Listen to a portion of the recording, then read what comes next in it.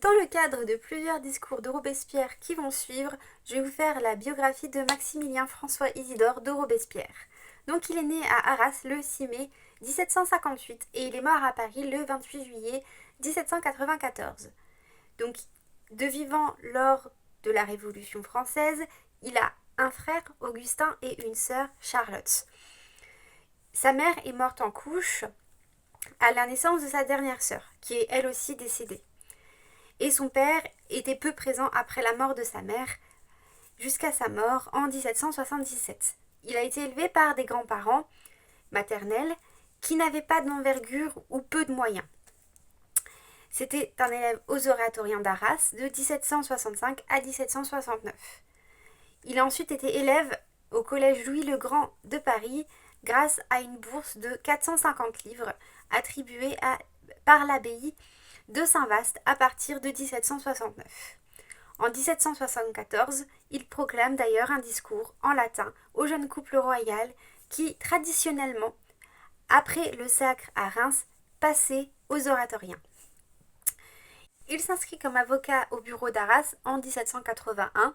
Donc selon mon dictionnaire de la Révolution, il revient s'installer à Arras en 82. Donc je ne sais pas exactement quelle est la date exacte, vu que j'ai plusieurs sources pour préparer cette biographie. En 1783, il est agrégé à l'Académie royale d'Arras, où il va rapidement exercer des charges honorifiques. Ça commence lorsque les États généraux sont annoncés. Il va publier une brochure qui dénonce l'incapacité des États et la structure oligarchique, qu'il juge contraire à la morale et opposée au vent de liberté qui souffle sur le royaume. Il est élu parmi 12 députés d'Arras à l'Assemblée du tiers du bailliage. Ça a été l'un des premiers jacobins lors de la création du Club des Jacobins.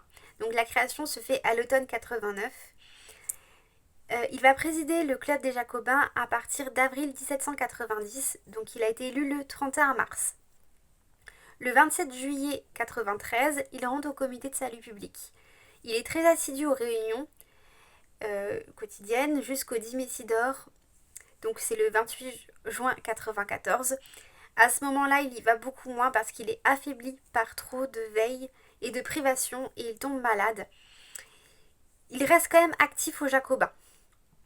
Je trouvais aussi important de noter qu'il est logé à partir de juillet 1791 et jusqu'à sa mort chez les Duplay, bien que son frère Augustin et sa sœur Charlotte soient eux-mêmes à Paris.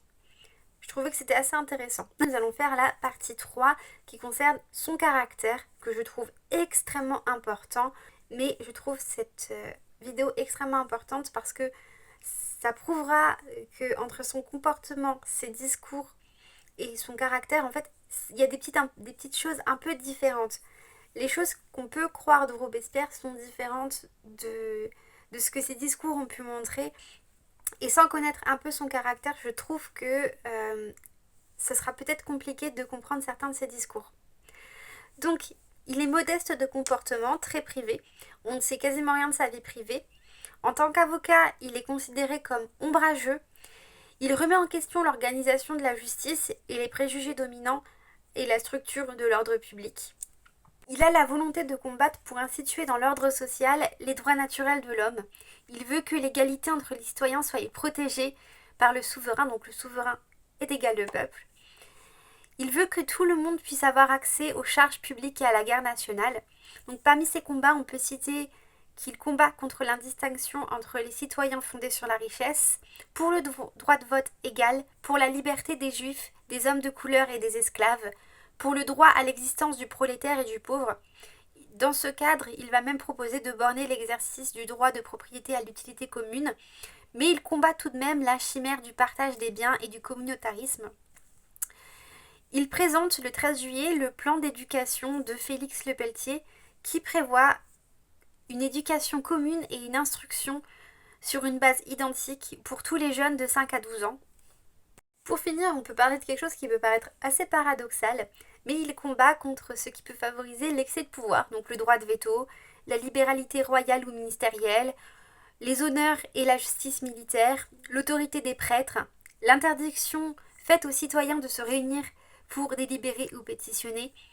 Il va aussi combattre, ça aussi c'est très ironique, la peine de mort en matière criminelle.